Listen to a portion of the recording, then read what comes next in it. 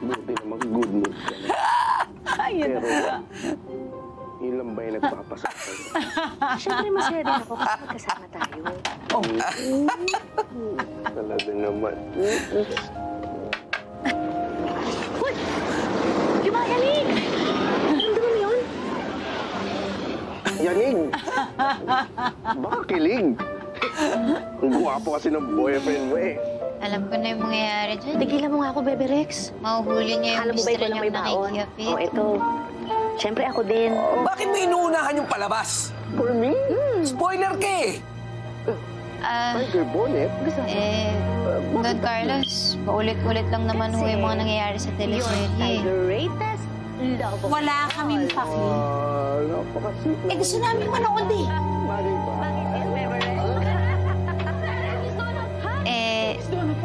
Di ba ho maaga ho yung lakad niyo bukas?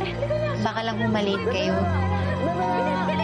Alam mo, wala kaming pakialam kung maliit kami bukas. Dahil kami ang pinaka-importanteng panauhin doon. Alam mo, matulog ka na lang.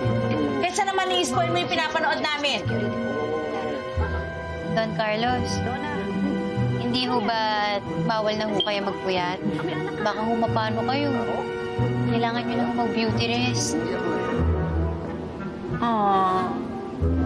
Ang sarap naman pakinggan sa tinga niyan. Alam mo, pakiramdam ko talaga. Darating din ang panahon na itatrato ka namin kapamilya. Kaso, iiwan mo na kami. Sige nga, mahal. Pakibasa sa harap ng babaeng ito ang sulat niya sa nanay at tatay niya. Dear Mr. and Mrs. Tala, we regret to inform you that your application for a loan has been denied. Mahal! Mahal, hindi yan! Yung isa. Nagpapasa. Mahal kong nanay at tatay, hindi ko na po kaya. Patawarin niyo ako. Don Carlos. Doon yung laki niya. Patawarin niyo ako. Pero hindi ko na ho kasi talaga kaya yung pagtrato niyo sa akin dito. Hirap na ho ako.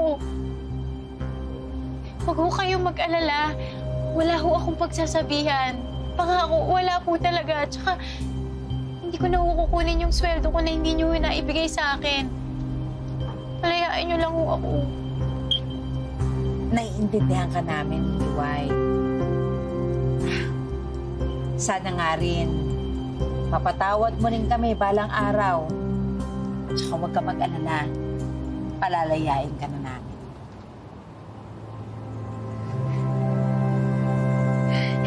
Talaga ho?